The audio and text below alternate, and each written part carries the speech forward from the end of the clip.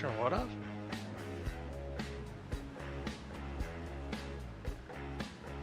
Oh, hello everybody and welcome to tonight's race here at Dover International Speedway. It is the Banks of Dover 130, and tonight, round 6 of the OSCA Truck Series. I'm your host, Mike Goodman. Along with me behind the keys, messing with my brain early on here, Carlos Acosta.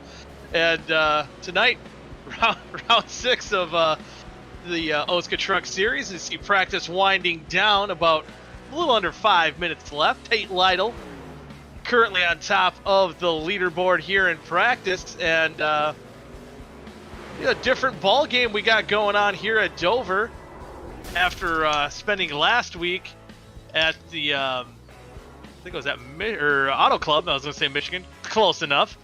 And here at Dover, a lot tighter, mile and a half, like Bristol on steroids, high banks. That's why we call it the Banks of Dover 130. And it's going to be a lot of action going on the speedway once we get these boys bunched together to start it off. 2 halves. First half is 67 laps. The second half will be 68. And the top 14, as usual, will invert. And currently, in the session right now, unless we get some last-minute arrivals, we'll have 18 cars out on the racetrack, taking battle here at the Monster Mile. And Monster, it is indeed the self-cleaning racetrack, as it's self-proclaimed as. And there you see the Monster himself right there. Is it Miles the Monster? Did I get that right, Carlos? I got it right. Woohoo! Miles the Monster, the logo there for the speedway. You see a lot of the cars spinning off of turn 2 there. That's coming off the corners, those walls. Well, that was 4. Okay. Sorry, turn 4. Oh, yeah, it says right there in the corner. I could have read that. But see how tight that wall comes up and hits you. And, oh, slapping that wall. Could see a lot of that. There's a fine line to run on Dover here to get that perfect balance and speed. And these boys will be walking on that razor blade all night long.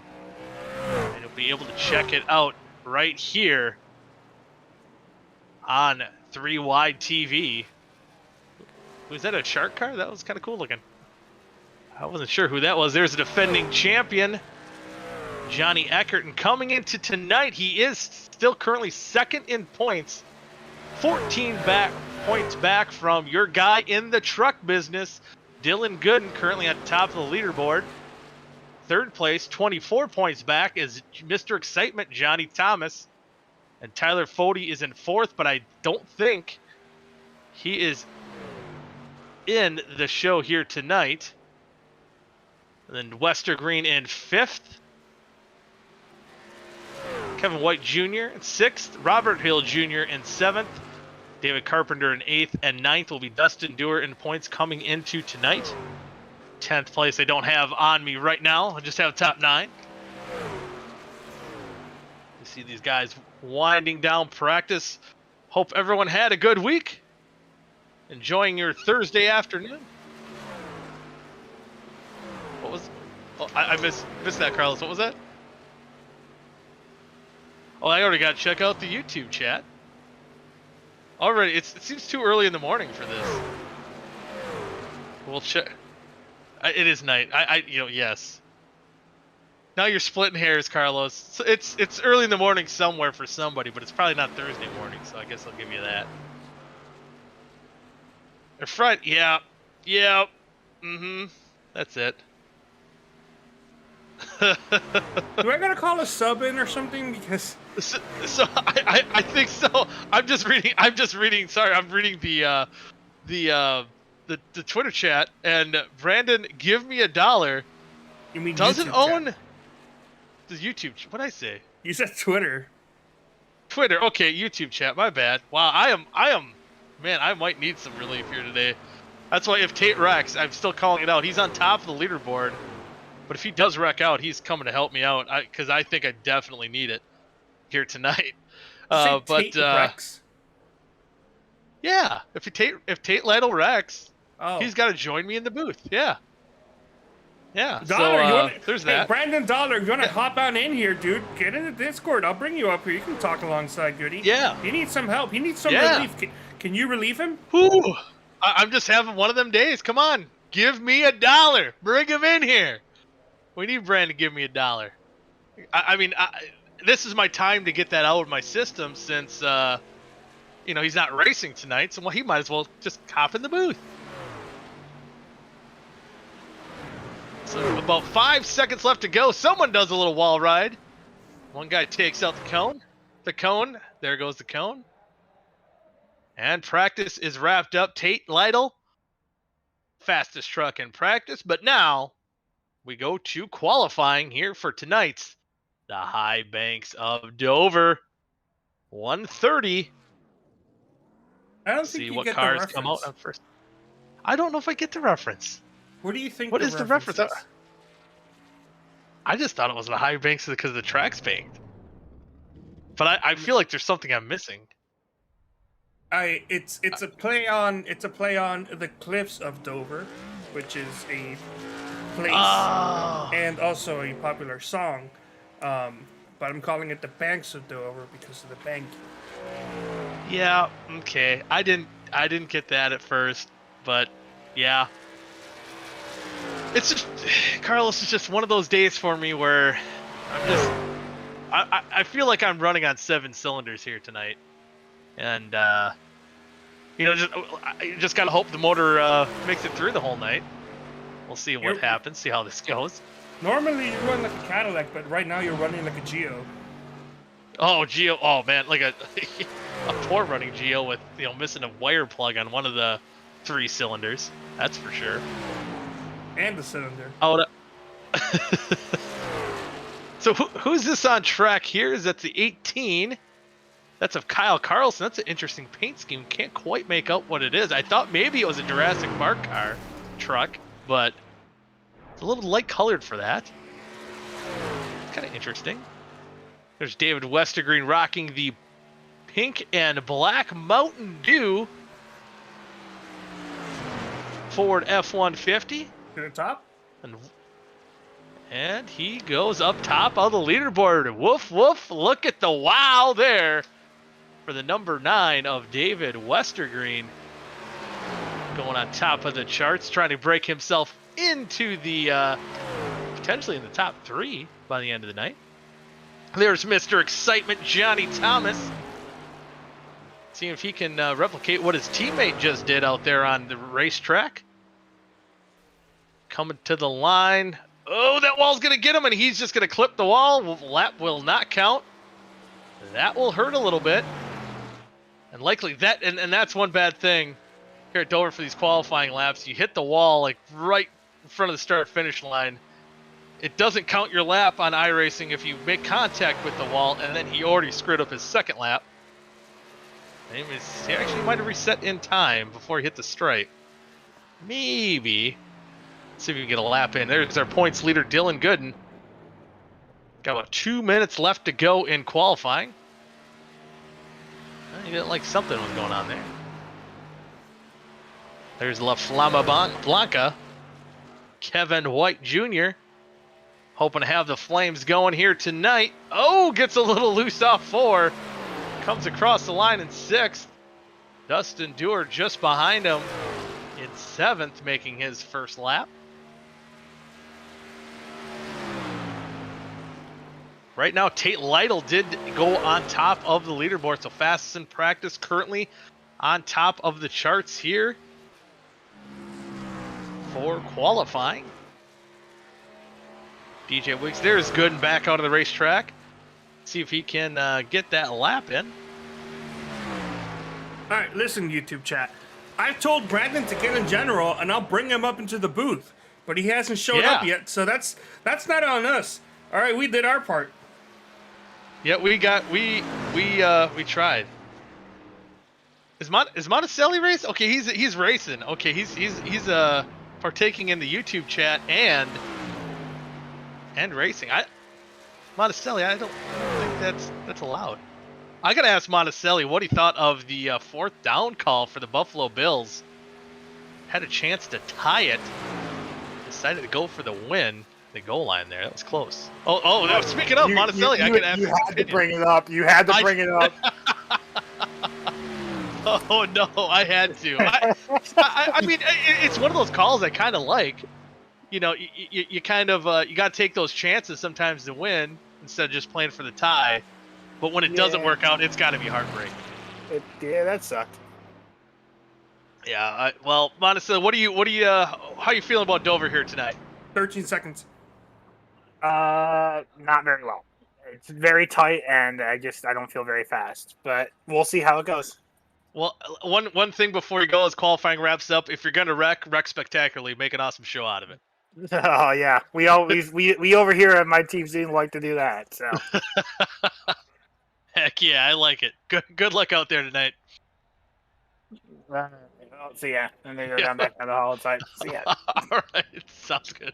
That was Nicholas Monticelli, driver of the number 27. I'd like to point out Brandon Dollar is chickening out. He's chickening out. He was scared. So we have the woof woof. We have the woof woof goes the wow, and we have a chicken out there as well. And Brandon Dollar. Maybe I maybe would have gave him like $2 if he would have joined in the booth. But anyway, for the first half here of the Banks of Dover 130, on the pole will be the 56 of Tate Lytle, and alongside David Westergreen in the 9, will be starting in that Mountain Dew Ford. In row number 2 will be the defending champion Johnny Eckert in 3rd, and current points leader Dylan Gooden starting in 4th. Row number 3 will be Riley Marabello in the 92, and DJ Weeks starting in 6th. Row number 4 is Dallas Where's My Hand in the 28 truck, and La Flama Blanca Kevin White in the 38. And in row number 5, it will be Dustin Dragon Doer in the 32, and Big Ben's brother Zach Roethlisberger rounding out the top 10. Adam Tepe will be starting the race in 11th, and Stephen Hot Shoe Schumann will be rolling alongside from the 12th position. Next row, in row number 7, Johnny Thomas, Mr. Excitement, and starting in 13th, and man north of the border, Robert Hill Jr. starting in 14th.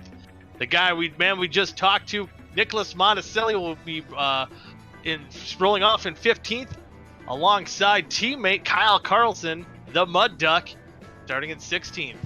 Matthew Bayak will be starting 17th, and Kynan Jones will be rounding out the field in his number 73 truck in 18th. And the field gets rolled off here in about one lap. Now I gotta wonder,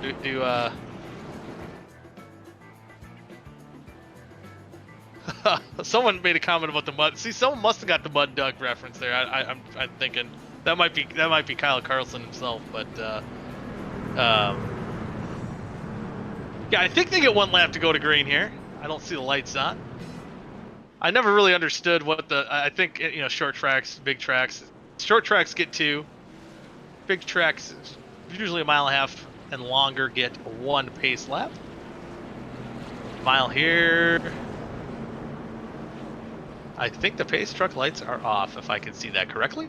Well, regardless, they'd be off even if it was 2. Oh, that's true. So I guess it wouldn't matter. Yeah, it wouldn't. Lights don't come on here for the pace laps. So the pace truck's off. We're gonna get going racing here in the high banks of Dover 130. Tate Lytle's gonna fire them off first here, lead them to the green flag, and we are racing 67 laps of heat number 1. Top 14 will transfer. Let's see how this one plays out as Tate Lytle dives down into turn number 1 with the lead, and Johnny Eckert already moving up to that 2nd position, clearing. Oh, looks like Westergreen might have hit the wall there a little bit. That might hurt him in the long run here. We'll see if he can tuck the line and maybe get back on the inside. It looks like he will in the 5th position. So already the monster coming out and biting somebody. Old Miles got him. And that's the 9 truck of Westergreen. And then it doesn't look like there's too much damage. But it's a quick snap. And on the backstretch, it looked like Roethlisberger spins out on the backstretch. Look, he took a couple trucks with him. And it'll be the 27 of Monticelli. So maybe got the coming in the boost jinx here before the race. Come on, Nick. I said wreck spectacularly. Oh, that I might think have he's been just a netcode. bystander. Oh, yeah, big netcode between Roethlisberger and Monticelli. And oh, Hill Jr. and Kynan Jones get tangled up in as well. Monticelli doesn't look like it's too bad, but he did take a pretty good shot in the rear end from Robert Hill Jr. We'll see the look from Kynan Jones' truck. See what he got into. Well, looks like he might have slammed on the brakes a little too hard. Got in the outside wall. Yeah, but I believe might be in a little netcode. Roethlisberger's coming down. Nicholas coming up. Might never even. Yeah, it's hard to say. It's a little bit of an overcorrect. Yeah, that was netcode. It was different there. I believe in netcode. And right there, oh man. I'm thinking he probably wouldn't have had that much damage on his truck if Robert Hill didn't get into the back of him.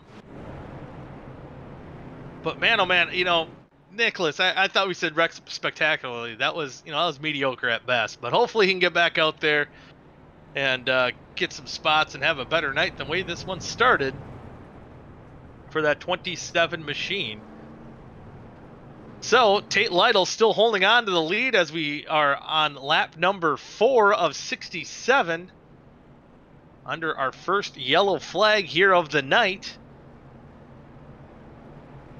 Johnny Eckert second, Riley Marabello in third, Dylan Good in fourth, a points leader, and David Westergreen. Ooh, we have angry drivers. Is Robert Hill?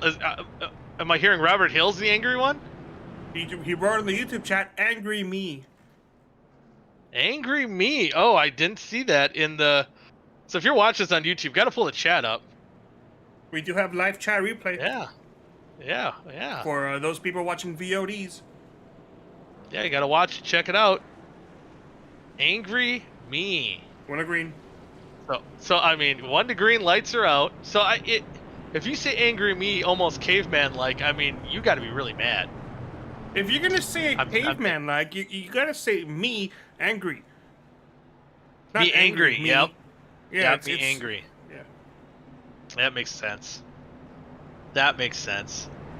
Angry me. Yeah. I mean, angry me. I think he'll get over it. I mean, he was kind of a bystander in that wreck, and again, netcode kind of being the cause of it. But now we bunch up the field once again, and if you're new to Dover, just off those first couple laps we got under green, I think you can see how tight the track is, and how quickly things can happen, and how big they can get. That in the grand scheme of things wasn't that big of a wreck, but they can be pretty mean here, and that's why they call it the Monster Mile. And Tate Lytle will try to tame the monster as he's still holding on to the lead as Pace Truck dives off. They're creeping up, and Tate's going to hit the loud pedal. He's going to lead them down to the green flag here. Coming to lap number 6. He's going to clear Johnny Eckert going into 1. Looks like Eckert's going to file into second right ahead of Marabello going into the corner. And everything kind of single filing out pretty decently. Oh, Eckert shoots down low. He's going to go on the inside. Takes a look on the inside of Lytle. Side by side. This could get a little freaky coming out of 4, but it looks like they hold on to it. Tate's going to hold on to that lead. A power move on the outside. And lap number 7 goes Tate, but Johnny Eckert, as you see right there, breathing right on the back end of that Days Gone By Busch Beer Titleist machine. And now just thinking about this, Tate was talking about drinking the Colorado Kool-Aids last week in Coors Light. I think he was tapping into the wrong mountains when you're driving a Busch beer truck. I didn't. That totally slipped by me last week. If he wins tonight, we're gonna have to really ask him about that. Or if he wrecks and he comes up in the booth, we're gonna talk about that for sure. But anyway, Tate. Or under caution we could, yeah. I didn't even think about that. If he's on Discord here somewhere. So, Wrecking in the nine. Speaking of, and looks like the 9 of Westergreen. Oh, a heavy hit between him and Carlson. And oh man, Adam Tepe looks like he's got a little damage. So after the good qualifying position for David Westergreen, what seemed to be maybe shaping up to be a good night. Oh, Kevin White Jr. and oh man, what a hard lick. Roethlisberger gets into it again. And listen to the driver's chat. Westergreen not too happy, but it looked like they were just kind of fighting for the same spot. I mean, it looked like kind of a racing deal. And Monticelli getting a little bit more damage there again in the 27. Man. It's right here, a good run for Kevin White going down into 1. Oh, he maybe came up a little bit. Didn't give him the room that he needed. Yeah, no neck code there. Tight racing. Yeah. Oh, Thomas. Johnny Thomas. Oh, I didn't see Johnny Thomas. Oh, he took a hard lick into the outside wall as well there. He just manscaped a outside wall of turns 1 and 2. Manscaped the outside wall of 1 and 2. Oh boy, hard lick. A lot of hard licks for a lot of drivers out there, and oof. Westergreen's still rolling. Currently still scored, I believe, in the 7th position. So it must have been a couple guys coming down pit road, or Westergreen maybe not coming down pit road yet. Interesting.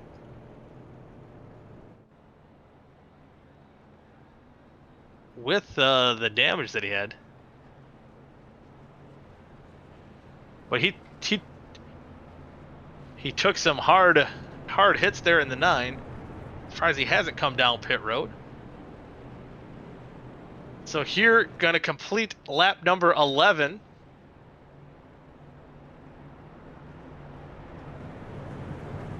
Looks like Westergreen and Johnny Thomas are gonna file down to pit road here, get some of that damage fixed. As a lot of these cars, I mean, they hit pretty hard, where I'd have been surprised if they would have stayed on the racetrack.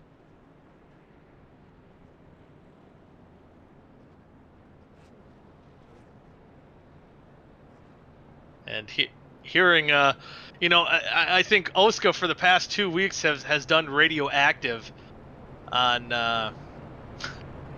their Twitter, and again, you can follow that at RaceOSCA at twitter.com.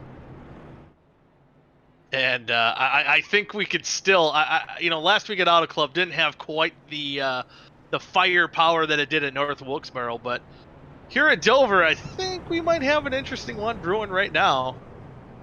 And yeah, I think we got it going. So I think, hearing in the chat as well, David Westergreen, he still has this tally sheet up. He had Kynan Jones after North Wilkesboro. Hearing La Flama Blanca might be under fire himself. Might be in the crosshairs of the 9 truck of Westergreen after that contact, but Why do you call him that? What's that?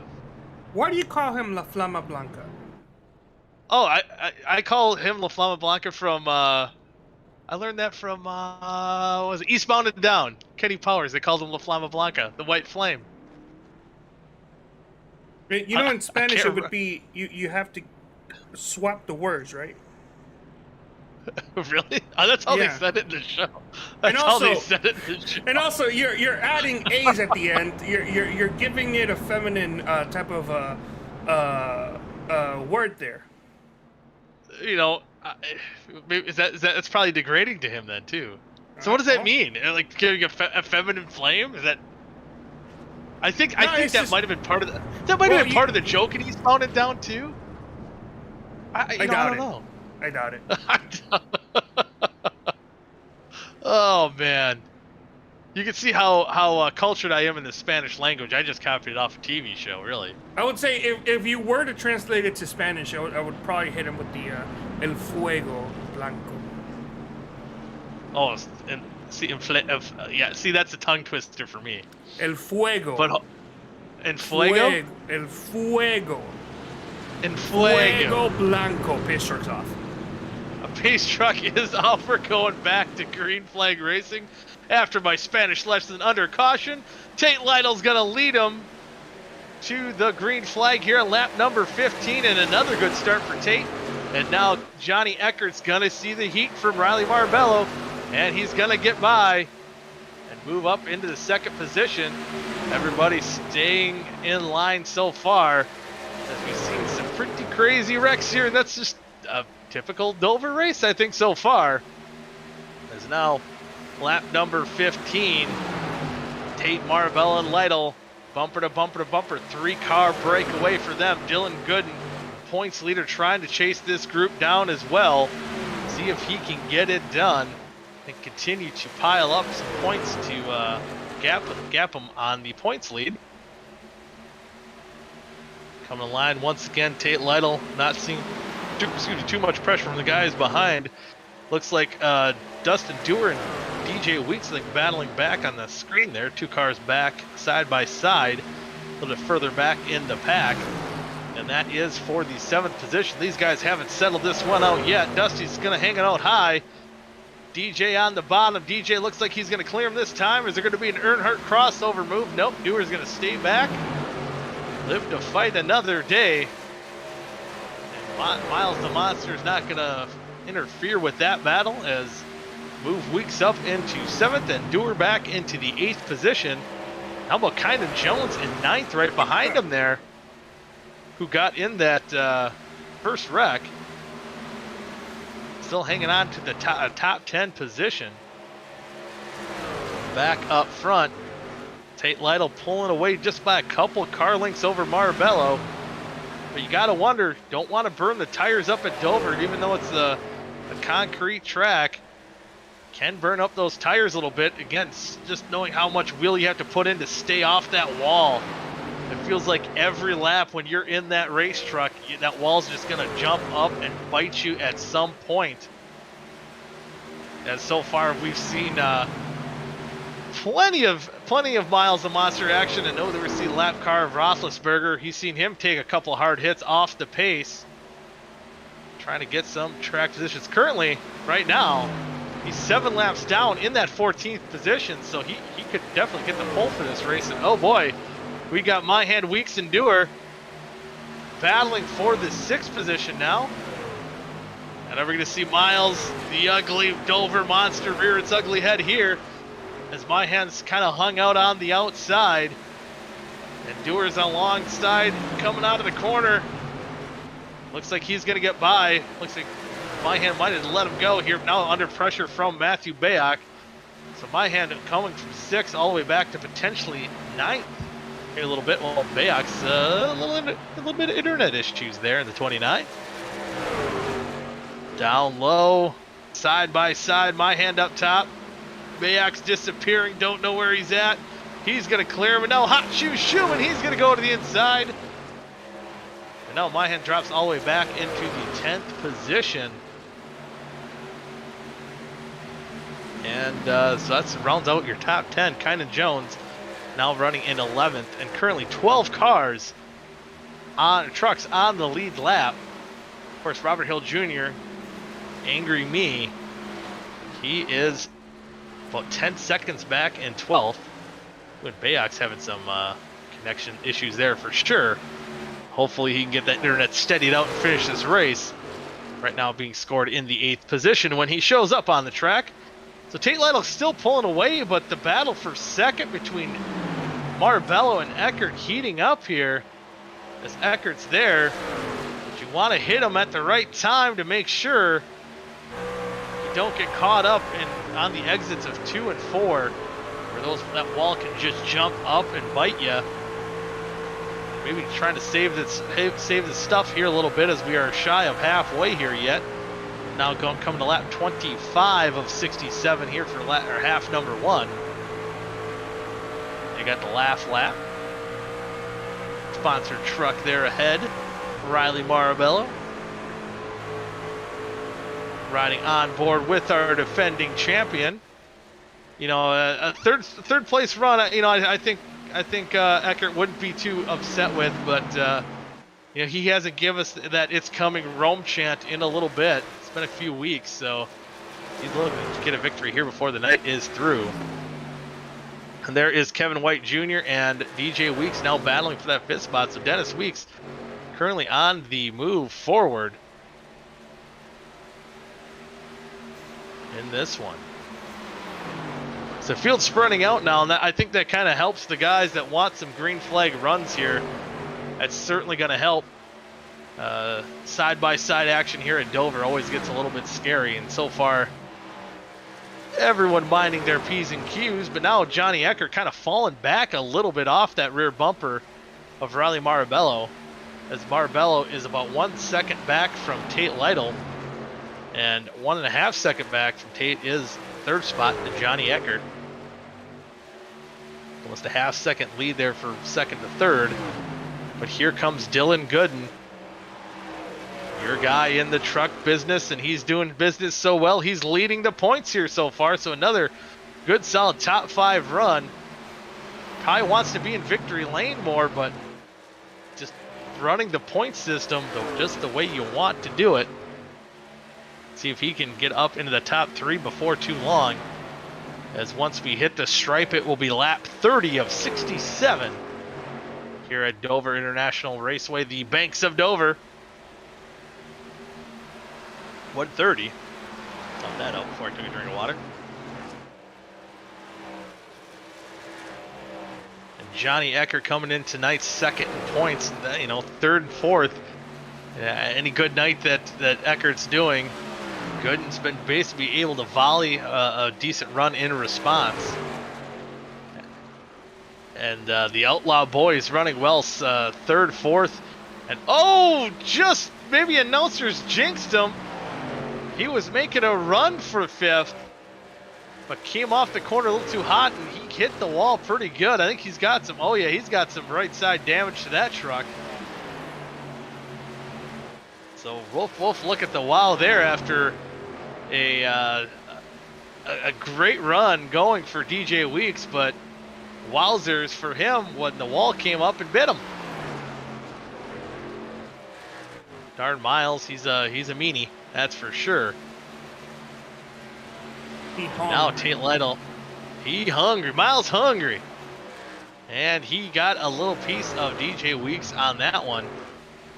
And especially once we get longer into these runs, the more green flag laps run, it seems more like these walls close in just a little bit.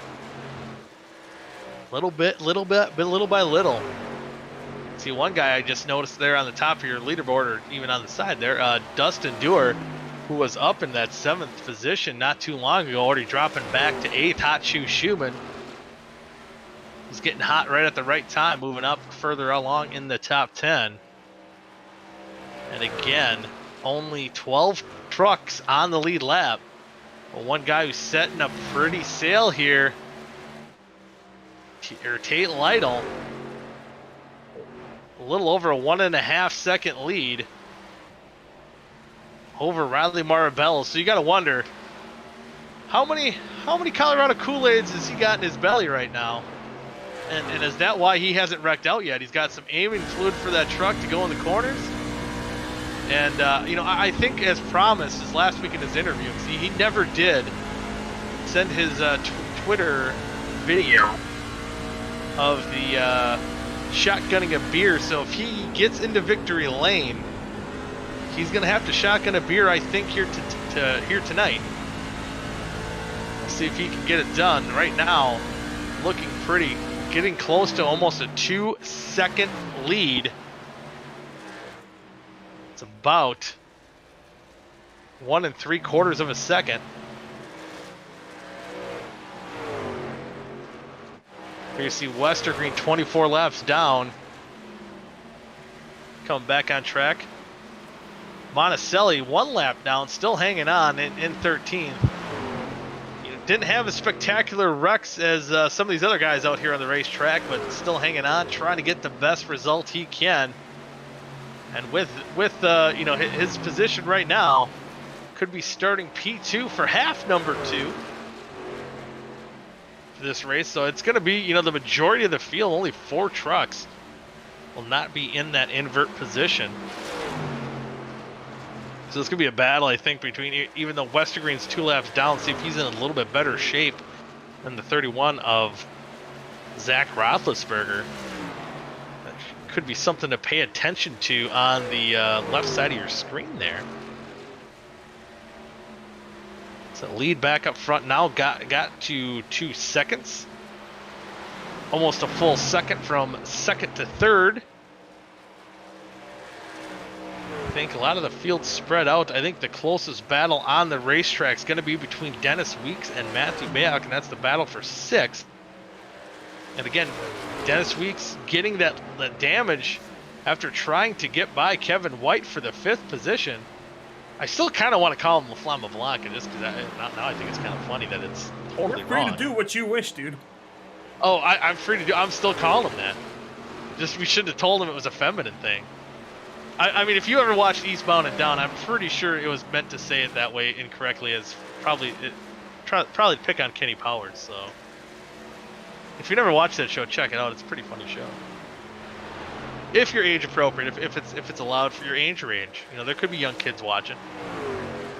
Wait till you're 18 or whenever your mom says so, I guess.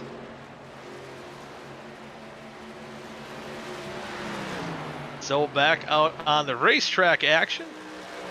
And actually, that gap between even DJ Weeks and Matthew Bayek widening to almost a full second. So a lot of the trucks pretty spread out here so far. And again, a lot of the other trucks out on the racetrack currently damaged in those first couple wrecks. DJ Weeks, you know, after hitting that wall, looks like he kind of fell off the pace a little bit. But actually right now, running relatively competitive lap times and actually maybe reeling in the 38 of Kevin White.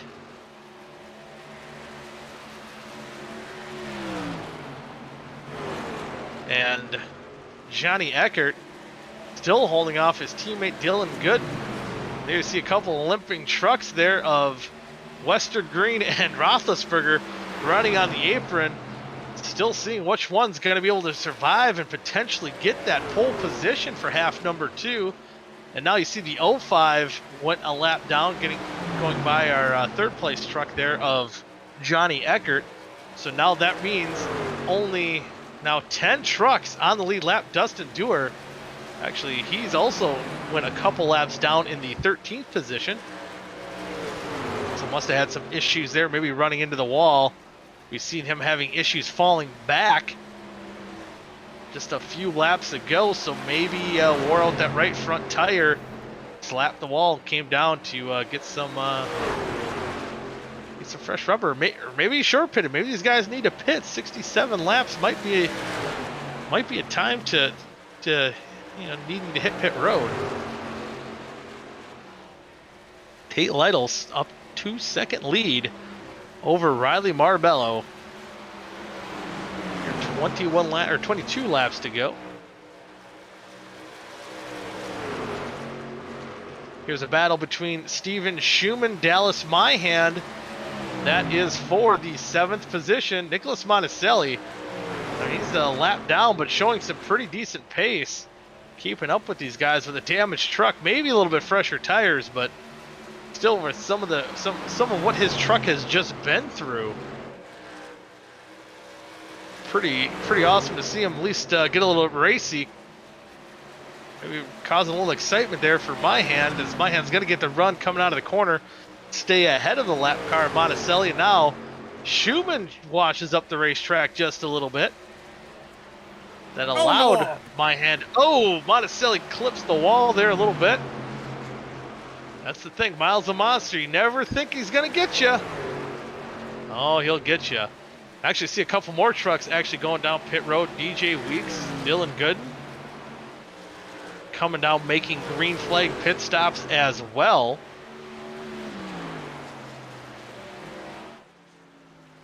Let's see if Tate Lytle, how long he's going to stay out. In fact, he's going to come down pit road here, get his service done, and that will surrender the lead to Riley Marbello. We'll see how good that 56 truck gets on and off pit road.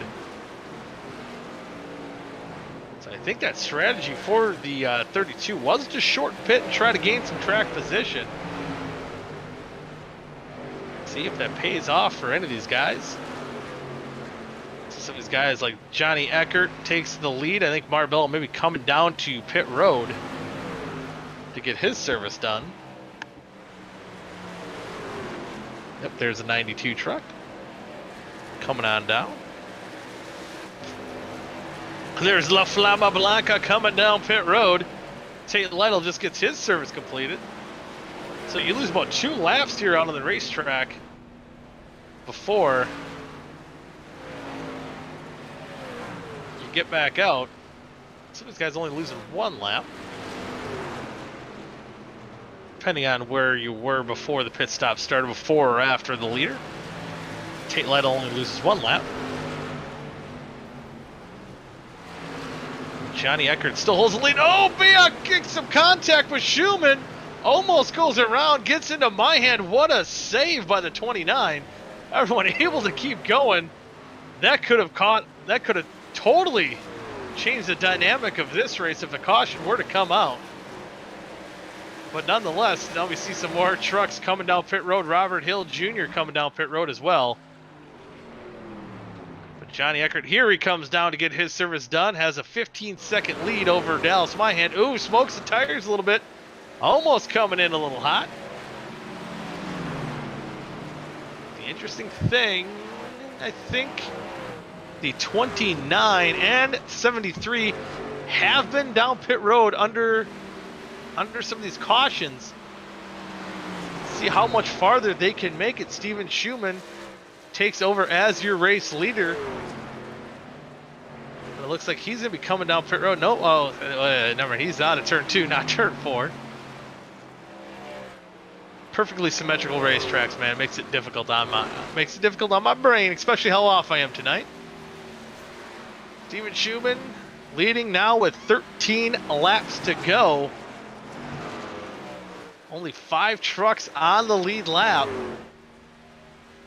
Wondering if the 29 or 73 who have pitted under our previous cautions, it looks like Schumann might be out of fuel as now he limps out down on the apron coming into turn 3, and there you see Matthew Bax taking over as our race leader.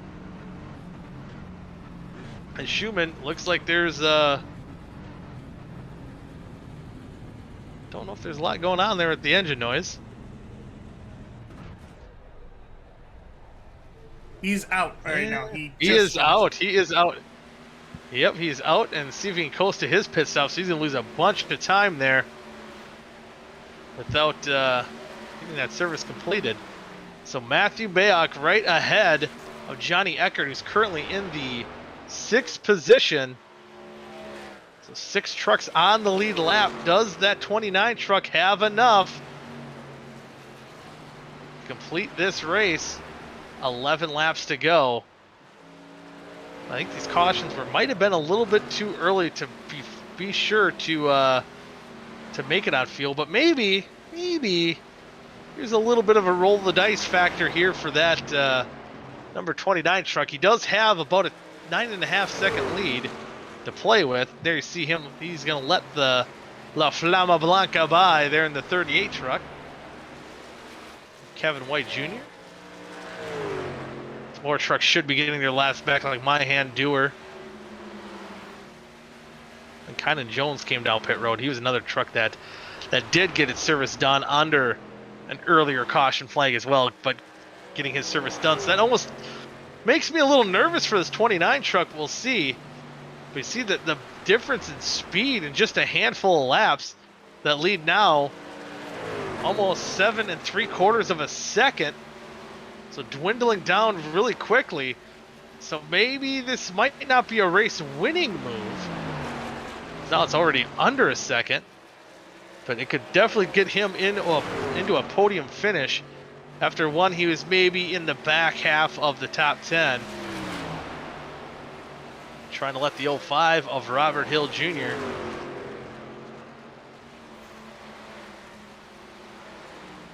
And he will do so.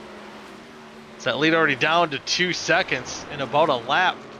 About 2 seconds faster Was Tate Lytle over 2 seconds faster, I believe. He's chasing down Tate Lytle. He's looking out front. He sees Matthew Bayak out his front bumper there. Well, when he shows up on the racetrack, you see how much he can close in on him with those fresh tires, not having to worry about saving any fuel after coming down pit road with 6 laps to go. Will this move pay off? Or will Matthew Bayak fully blank out on the racetrack and disappear for good? And now Tate's going to go high. I don't think there's going to be much contest. Tate Lytle's going to go around and retake the lead with 5 laps to go as they hit the stripe. And Matthew Bayak's going to continue to try to at least stay in the top 3, maybe even in the top 5. If he can make 5 more circuits around the racetrack, hope you move that pays off. And Dustin Dewar there in 12th position, going now 2 laps down. Might have had to come back down pit road again for that 32. Kind of curious what happened there. So I'll put Jones and Schumann right on the outer edge of the top 10. Only 7 trucks on the lead lap. Matthew Bayak still holding on to that second spot, but it's that's disappearing quite quickly as well, as Dylan Gooden going to be on the back bumper of that 29 truck soon. But Tate Lytle holding a steady wheel. He was one that called out he was going to be wrecked out by lap 4. But now we have less than that to go. And he's been cruising to a victory. He's been fast all night long. 2 laps to go. And we'll see if there's a celebration tonight, if that 56 truck can, in fact, get it done. Coming down to the white flag. 6-second lead over points leader Dylan Gooden, who after that flag of round of pit stops gets into the second position. 1 lap to go. White flag is out here in the first half of the Banks of Dover 130. All he's got to do is coast now. He's going to be drinking lots of Colorado Kool-Aids here tonight. Coming into 3, coming out of 4, Tate Lytle. He's going to take half number 1 here of the High Banks of Dover 130, and he's going to rock it by the start finish line. He has tamed Miles the Monster. Dylan Gooden comes home in 2nd. Raleigh Marbello in 3rd. Johnny Eckert 4th. Matthew Bayak in 5th. For after staying out. DJ Week 6th. Kevin White Jr. 7th. Dallas Myhand 8th, Kynan Jones 9th, and Steven Hot Shoes Schumann rounds out the top 10. So we'll get the all the finishing totals there, results here in a second. I believe Zach Roethlisberger. No, Westergreen did get it at the 11th hour, I do believe. There we go, yeah. And it'll be Dustin Dewar, David Westergreen front row for half number 2. See that after the top 10, Robert Hill Jr., Monticelli, Dustin Dewar, David Westergreen, Zach Roethlisberger, Johnny Thomas, Adam Tepe, and Kyle Carlson. And I believe, do we not see Vincent Isabella somewhere join in? And I think he middle of the got race. Middle of the race, so I think getting credit for 19th, I believe. I don't think he will not be credited for 19. So he's not credited, but he should be able to participate, I think, in the second half. Is that should? We'll find that out in just a second. He would, because the way iRacing has these servers set up, the first half is technically Heat 1, and the second half is the main. Okay, so he should be able. Yeah, he should be able to be good to go after joining late. So we'll have 19 trucks here in half number 2. We'll re-rack them, invert them, and start it all over again here in just a little bit. About 29 seconds, 27, 25 left in practice. A couple trucks getting their last few laps in before half number 2. And Carlos and I were already looking at the schedule for next week. OSCA, on the schedule it says iRacing Speedway, but those who know it as Coca-Cola Speedway. So be sure to check that out here next Thursday night. And the Packers are playing too, so you're gonna be like me. I'm gonna announce and watch a Packer game at the same time. You think I'm off today, Carlos? There might be swear words randomly coming out. Unless the Packers play well, then I'll be in a very chipper mood. But that'll be a fun one.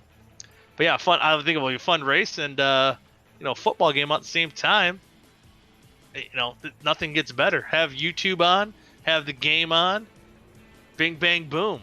There's nothing better. I couldn't imagine spending a Thursday night any better way. But we got to round out this Thursday night here as the field is gridding up. As you see, David Westergreen getting the pole position after finishing 14th. Dustin Dewar alongside those two pink trucks up front. Nicholas Monticelli starting off in third. Robert Hill Jr. Once he grids up, once he shows up, he'll be in the fourth position. Hot Shoe Schumann in fifth. Kynan Jones sixth. Dallas Byhan seventh. Kevin White Jr. eighth. Dennis Weeks ninth. Matthew Back rounds out the top 10. Johnny Eckert, Marbello bring out row number 6. Row number 7, Dylan Gooden and Tate Lytle. Again, the guy who won half number 1. So this half, not only do we have one extra lap, we will have one extra truck in the field here tonight with Vincent Isabella joining us here as well. So it's just that much more excitement for half number 2. And with the field inverted, this could get very interesting. We've seen how bad the Monster attacked early on in half number 1. How bad will that convert here to half number 2? We're about to find out. And Westergreen really wants to bounce back after getting in that bad wreck involving him and Kevin White in half number 1. Again, looking to maintain that top 5 points lead. In fact, with Fody not in the field here tonight, even move up potentially. We'll see if he can get it done. The pace truck's going to get ready to dive off pit road in just 1 second. There you see him down. And Westergreen's going to lead him to the green flag. So it'll be the 9 and the 32. Here we go. Green flag's out. Westergreen's going to hit the loud pedal. Here we go. Side by side. Dewar and Westergreen down into 1. Oh, looks like they're smoking. And they're all over the place on the restart in the back. Someone may have missed a shift or something. That was a little scary. And there's Johnny Thomas. Got a terrible restart there. But Westergreen's going to take over that lead position, pulling away from the 32 of Dustin Dewar. And behind him, Nicholas Monticelli, Steven Hot Shoe Schumann battling for the 3rd position. Dallas Myhan's throwing his hat into the ring. Replay. Battling on the outside, and we have a replay of that restart. Well, looks like, head accordion effect between Marbello, Lytle, and Thomas, locking up the brakes, getting a little contact with Tate. So some of those guys that were fast in half number 1 already accumulating a little bit of damage on that restart. So this is the time to pounce if you're Westergreen, Dewar, Myhan or Monticelli or Schumann in the top 5 right now. Some of those trucks having bad luck on that kind of screwed up restart. Lap number 5 or 4 now on the board. Westergreen still leading by almost 0.3 of a second over Dustin Dewar. And just about 0.4 behind him, Dallas Myhan. So a 3-truck breakaway. As Hot Shoe Schumann and Monticelli lead the pack behind them from 4th on back.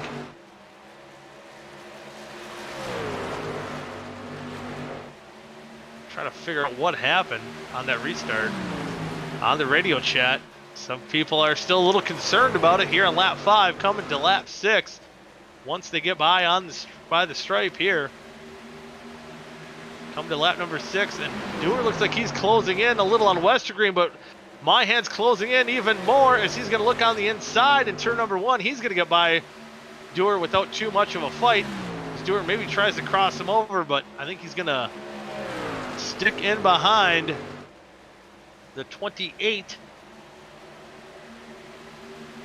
and keep on digging. And now let's see if the 28 of my hand has anything for current race leader Westergreen. And Westergreen, I believe he was about third in practice, so he had a lot of pace. Just didn't seem to put a good qualifying lap in. A great qualifying. I think he was mid, or he was second. Never mind, he did qualify up there. But had that bad restart. Now I remember. Had that bad restart, kind of fell back to fifth, hit the wall early on in the going, and ended up getting in that wreck, ending his night early. So he's got the speed. So this pole position could have been very beneficial for that 9 truck, especially if he can get back into victory lane. You know, keep his mind off that list he's been building up over people that have done him wrong, and maybe get back into victory lane and not have to worry about it a little bit. There we see DJ Weeks in the 7th position. We've seen him have some pace too in half number 1, but he was another guy that was a victim of Miles the Monster coming out of the corner.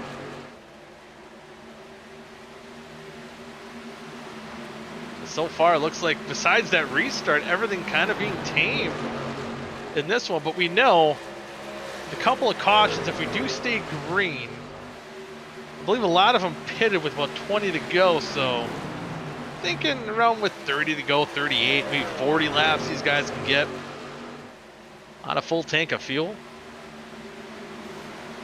So we'll see how this plays out. Or will the Monster come out and bite him and kind of throw the fuel strategy out the window? You see points leader Dylan Gooden getting by Kevin White Jr. Looks like he's got a little bit of spoiler damage. You got to wonder if that was kind of the start of that accordion effect on the restart. And Tate Lytle trying to work his way up through the field right now, getting by White, working only into the 11th position. I think with a little bit of that front end damage might have really hurt him and kind of limiting his progress through the field here. You see a lot of the guys that started in the back with him. Johnny Eckert moved up into 3rd. Gooden already up into the 8th position. Marabello 9th. Oh, he makes some contact. He's going to be in the wall. And no yellow comes out yet. They're beating and banging. They look like a couple trucks that were in a demolition derby, but no caution between Robert Hill Jr. and Tate Lytle. It almost looked for a second like Lytle, I think he was scared of us in the booth because we would have held him to do that Colorado Kool-Aid shotgun here, but he's going to drop all the way back to 16th. Robert Hill going to be all the way back in the 18th position. We'll take a look at what happened. Looks like Tate coming up out of the corner. Maybe it looked like they net coated and then got together. Lytle full on sideways, head onto the wall. Wow, Robert Hill all the way on the inside wall, comes right out in front of Tate. I think they get together once again right there. And everyone able to keep it going. So for how spectacular it started for both drivers, a hell of a job for both of them to get the truck saved and keep it moving here. As we are now on lap 16 of 68, and David Westergreen still holding on to almost a 0.7 of a second lead over the 28 of Dallas Myhand. You see the mud duck himself, Kyle Carlson, running back in the 13th position, right ahead of him. You know, I think now that the truth of the La Flama Blanca, kind of Jones in the wall. Ever since we got the La Flama Blanca nickname out there in the open and fully translated correctly, it's been nothing but bad luck for that 38 truck. Although he was kind of the punching bag of Auto Club half number 1. And there you see Vincent Isabella back on the racetrack trying to work his way up through the field, gets around the 38, sets his sights on the 73. And there's Carlson trying to follow suit, getting back up into the 13th position. Dallas Myhand, he loses a 2nd spot to Johnny Eckert. He's in 3rd. And Johnny Eckert chasing down the 9 truck of David Westergreen, closing that gap in. Almost 0.2 of a second between first and second. Man, there you see Tate Lytle's beat up truck still trying to get what he can as Kevin White's falling back. That was a battle for 13th again there as well. Back up front, it looks like Dewar and Mahan. Dewar caught back up to the 28 of Mahan, maybe used up a little bit of his stuff. And oh, a truck's slowed down there. Matthew Bayak and Schumann must have got together, almost causing a roadblock going into the corner. And from hearing on the driver's radio, oh! That's a caution. Bayak gets into Schumann, causing the caution, gets into Robert Hill. No caution. No caution. Gets off the racetrack, and a questionable move there for the 29 truck. Wonder what Vic's going to say about that. Robert Hill getting involved in that as well. His motor's blown. His night is done. Almost loses the line there for the 9 truck of Westergreen, but still able to hold on to that lead. This is the initial contact, I think. Looks like Schumann gets in the wall and comes down right into Bayak. And oh, what a ride the 24 truck took after hitting the inside wall. Not sure what happened to Bayak here, if he slowed up because he was angry at the 24. But very interesting here, you see the 29 kind of let up and just hook the 24 into the wall. And I'm gonna revert back to Carl Clint Boyer's saying after Jeff Gordon took him out, it was a chicken bleep move. It's my humble opinion there, but we'll keep on racing here anyway as Johnny Eckert's gonna look on the inside of David Westergreen. And he will get by, take over the race lead. So Westergreen able to lead the first 24 laps, but now it's coming Rome with defending champion Johnny Eckert here on lap 25. Takes over that race lead, but the way it's shaping up, we're probably going to see some green flag pit stops. We flirted with some cautions here, but nothing able to come out so far. But what a job for Westergreen after the tough luck he had in half number 1. And here comes DJ Weeks too. If he can catch up that lead pack, that would be something to see here, because he's had that long run pace, and I was wondering what he was going to have in half number 1 before he got into that outside wall. But now coming to lap 27, and Johnny Eckert's clearly faster than that 9 truck, but kind of proud of that 9, of Westergreen, the 9 of Westergreen, able to hold on, stay within a puncher's distance, and maybe you got to wonder how much the tire fall off is. I'm sure these crews know, and if a short pit might be in order, another gamble, maybe for the 9 truck to try to pick up his second career win in the OSCA Truck Series. Again, you've seen it live here when he got the win at Talladega last season.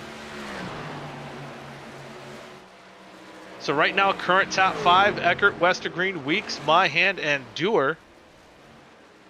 And then the second half of the top 5 or top 10 is Good, Marbello, Monticelli, Isabella, and Tepe. And Tate Lytle, with all that damage, is currently hanging on to 11th spot. 14 trucks on the lead lap. Did look like Bayak did put that truck down in the hauler. Maybe got called in by Vic, but there's see Dewar surrendering that 5th position to come down pit road. Be the first one to short pit here, so maybe try to gamble and do something a little bit different. And everyone else with 38 laps to go. Let's see if he can parlay that into a good run here. Currently in the top 5 before he came down pit road. And seeing now that once one truck does it, will others follow suit and try to short pit? I'm going to call out. I kind of want to see Westergreen do it, get ahead of that 90 truck and see if he can hold him off. Build enough of a lead. You know, you got about 24 laps in you. You know, Johnny, I love you. You know, you kind of want to see him in victory lane, do an interview with him again, but sometimes you just got to pull for an underdog here. Ooh, Westergreen almost getting into the wall here in lap 32.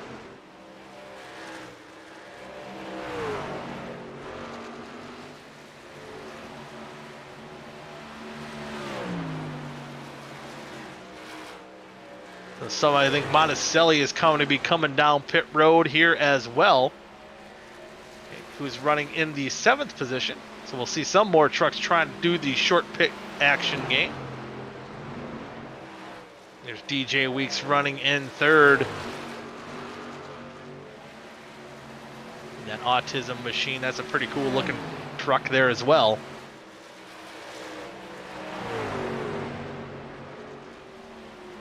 So getting right around the halfway point here. See if there's gonna be trucks down pit road. There you see Dustin Dewar already rocketing back out on racetrack with his fresh tires. See how much that's gonna gain him in the short run, and is that gonna be enough to see if he can gain a couple spots. Keep in mind, when he short pitted, he was in 5th. Monticelli, I believe, was in 7th or 8th. We'll have to see how the short pitting will work in the long run of this second half. You see Westergreen, he's almost going to get one of his 2 laps back for Dewar, trying to chase down the 90 truck, but he's got about 2 seconds to get there, about maybe a second and a half now. But currently, all your top 5 currently staying out of the racetrack. Vincent Isabella not showing up for the first half, but running in 6th so far.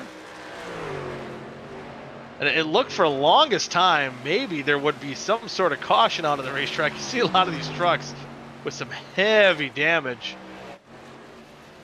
out on the speedway, but so far green the whole way through. And there you see Dustin Dewar already caught up. You see the difference of fresh tires and old tires, and it's going to be a game of when to pit. You don't want to pit too short and burn your stuff up before the end of the race, but you might be able to get a big enough lead where they're not going to be able to catch you if they leave themselves too short in the race to get the big gains. But right now, Johnny Eckert's staying out on the racetrack. So approaching 30 laps to go here left in the race. Marabella does come down pit road, so does Vincent Isabella. DJ Weeks running in that 3rd position. He is currently about a little over a second back of 2nd place of David Westergreen. So your top 3 have not gone down pit road. They were your top 3 before these cycles of green flag pit stops started. So we'll see how this pays off in the long run here. And of course, you want to get on and off pit road in Dover. Not an easy, my hand and Westergreen looked like they almost made contact there. But it's not an easy pit road to get on. So maybe some of these guys hoping for a caution, not having the risk of coming down pit road and either coming down too grandma-like and too slow, or coming down a little too hot and getting a pit road speeding penalty. There you see Nicholas Monticelli, another guy who did the short pitting. He's currently scored in the 11th position.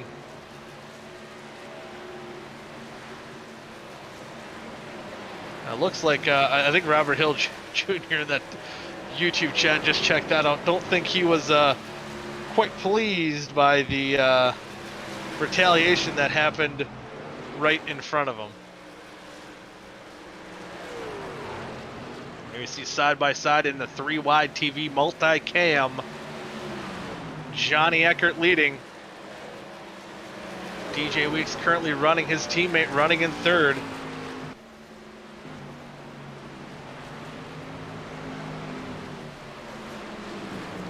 About 25 laps to go in this one. But we know the leader's got a pit. 4 trucks currently staying out on the racetrack. There's Dylan Gooden. He relinquishes his top 5 run to come down pit road, get some fresh tires. Looks like he's seen Miles bit him a little bit, and they're Westergreen shooting way up the track to let Monticelli go by. See, one of these leaders losing a little bit of that track position.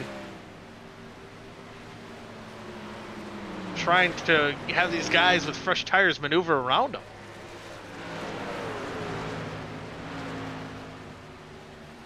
So Dustin Dewar, see him on the top. He was the first one to come down pit road, and currently the first guy that has been down pit road out on the racetrack. See how this cycles through with some of these leaders. Like DJ Weeks, see if he can stay out ahead of Dewar. No, he will not. So it's going to be interesting to see how this plays out. Now that you see Johnny Eckert coming down pit road as well. I think Westergreen down pit road. This might cycle the lead to Dustin Dewar if he can get by quick enough for a little bit. See how big of a lead he has. And My Hand has a few lap fresher tires, so it's going to see, I believe it was about lap 30 that Dustin Dewar came down pit road with 38 laps to go. So he's going to put quite a bit more laps on his tires than some of these other leaders that have currently been down pit road. There you see Johnny Eckert off. Dustin Dewar is going to take the lead. So short pitting in the short term gonna pay off, and he's got a 3.5 second lead over Dallas Myhand, but a little bit fresher tires for the 28. But the freshest tires out of the racetrack is gonna be 4th of Johnny Eckert, who is 6 seconds back. So here we go. Let's see how this strategy pays off in the final 22 laps of action. Marabella's got a little bit fresher tires as well. And you see Myhand already closing in about a half a second over Dustin Dewar, current race leader. Just a few lap newer tires.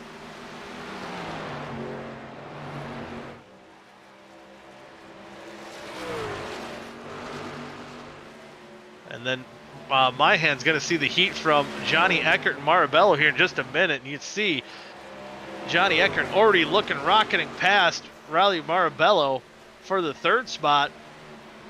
Just ran the fastest lap of the race. And he just ran the fastest lap of the race in that 90 truck. So Dustin Dewar, his best friend would be Dallas Myhand, to see how hard they battle it out for the 2nd spot. But I don't think Myhand's going to be able to put up too much of a fight, as he's going to go around and he's going to take over that 2nd position. So now, with 19 laps to go, 1.5 seconds, now less, it's just closing in at such a rapid pace with, about 15 lap fresher tires than the 32 truck. So all Dustin Dewar can hope for, maybe a quick caution coming out, keeping that lead, never coming down pit road once again. There you see Johnny Eckert just rocking it off the corners. Dewar's said, hey, I had my fun. Let's see if I can better my position by the end of the night. And he's got some right side damage as well in that truck. So now Johnny Eckert leading, pulling away by almost over 3/4 of a second, almost 1 corner. And now Dallas Myhand's going to try to take over that 2nd position. So we'll see what these pit strategies will do by the end of it. Now Dewar falling back into 3rd. So maybe a little bit too early for the 32 truck. What a gamble, I think, that he had to make. A lot of these guys had to make, guys like Myhand, who's currently working out pretty good for as well. Oh, Dewar in the wall, trying to drive it too hard. Knowing these guys had fresher tires around him, he's going to fall all the way back, I think, to 6th position by when it's all said and done.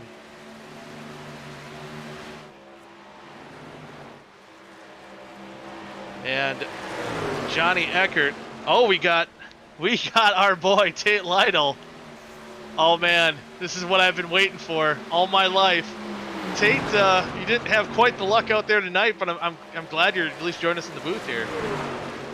Yeah, that was pretty smooth sailing first race, and then the opposite of that the second race. So I feel like that's kind of how my OSCA season's gone. It seems like it happened for a lot of these guys. You get one good half and then, or one bad half, one good half, one good half. It flip flops. It seems like every week in, week out. But one thing I realized, Tate, too, is that the Colorado Kool-Aid didn't make any sense. You're running a Busch beer truck. I didn't catch that until you're leading there.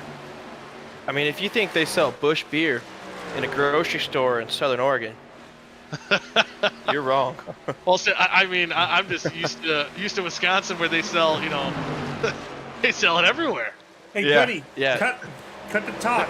There's something that needs to be done. Somebody has to right their wrong. Right there. Oh yeah. What happened? You got to shotgun that Colorado Kool-Aid, man.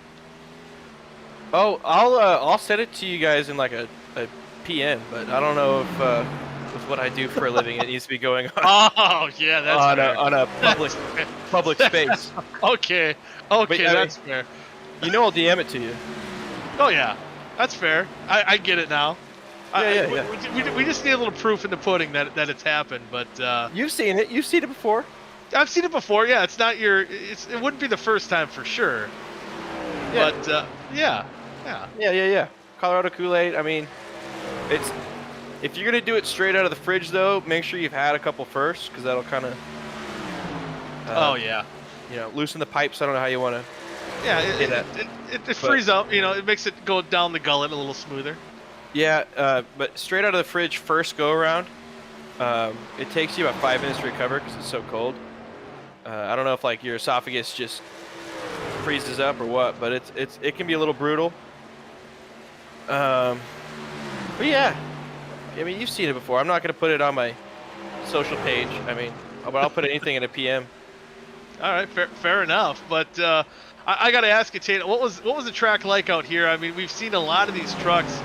Miles coming out and biting them a little bit. Was it kind of snappy loose, or the kind of truck get tight coming out of the corners? And the only time I was snappy loose since I logged into the session was hot lapping in practice. You could kind of get it if you really ran the bottom in 3 and 4. You could get a little loose off of 3 or off of 4. I mean, but other than that, I mean I've driven a lot of tight race cars. This is in the top 5 or 10 for sure. Oh wow! And Dover to have a tight race truck is not a good place to have it with. Yeah, it looks like we got a battle for second though. I think it looks like. Yeah, Westergreen and Weeks battling out for. Yeah, Westergreen's caught up to DJ Weeks. 9 car to the bottom. Nope. There it is. Oh, he fakes him. 97's going to drift up a little bit. 9 car truck should have a little bit of a run down the back if he doesn't fence it. Oh, he's good. Tate, 7 laps to go. Are we going to see a bump and run for second place? Probably not out of these two, but they're both. I mean, they are tight. 9's gonna have a little run down the bottom here. Problem is entering that low. Oh, that's gonna be trouble. trouble. Sort of run. The 97 should be able to pinch him here. 9's got to get out of it. He's gonna get tight, and he's gonna have to reset that up. I didn't really have. I don't know if I ever had to pass anybody in the race. I feel like I was in the lead the entire time in the first race, and then I was wrecked before it even started in the second race. So it was. I don't know if I was ever even in this position. So this is all kind of new, and Westergreen for him, it was kind of the similar move that took him out of the race. Here he goes. When Kevin White went down low, and he's gonna get a good run here. Can he get him? 3. If you're gonna do it, 3 is the way to do it, because he's got to be able to arc it a little bit. Though he's too low, he's gonna get too tight. 97 is gonna keep the run if he doesn't fence it. Oh, he's gonna slide down. He's got him. Slider, he got him. 4 to go. 4 to go, and they are miles behind Johnny Eckert right now. Johnny Eckert is loving this race. He is. I mean, you guys can see there. We were on the backstretch. Yeah, entering 3. Johnny's at the line now. 3 laps to go. Yeah, 3 to go for Johnny. Me and Johnny had a little bit of a battle there in that first race. I had to pinch him one corner. I'll be interested to see his thoughts on that. But Yeah, we'll find out here in just a few moments. yeah, It looks like now that you can West never Degree tell kinda how blew much up. fun Johnny's having because I feel like he's always in a bad mood. It's weird because from the way he sounds like once he's in an interview and what he says, how he handles himself during the race, it's like there's two different people there. Exactly. Yeah, So and we'll see. We'll see how he does here. I don't know if I've ever talked to him in this sort of space. Oh, you're in for a treat. I mean, I think between you and him, you put on probably the best interviews. But we have the white flag out for Johnny Eckert. One more lap to go. Can he get it, Rome? It's coming, Rome. All he's got to do is coast, as he's got about a 7.5 second lead over David Westergreen. He'll Two more dive that corners. thing off into turn 3. He'll drift it up a little bit. Get out of the gas. Get back in there. Apex it off of 4. Come across the start-finish line and win race number 2. Johnny Eckert. Johnny Eckert, your defending champion, with the win. David Westergreen second.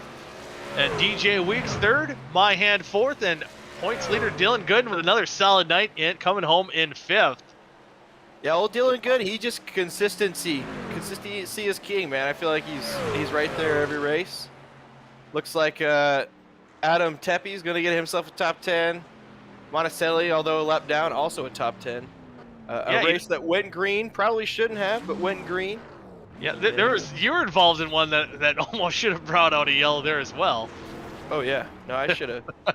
I was thinking, I was like, man, I should have just turned old, what's his name, Robert Hill Jr. I call him Bobby, don't know why.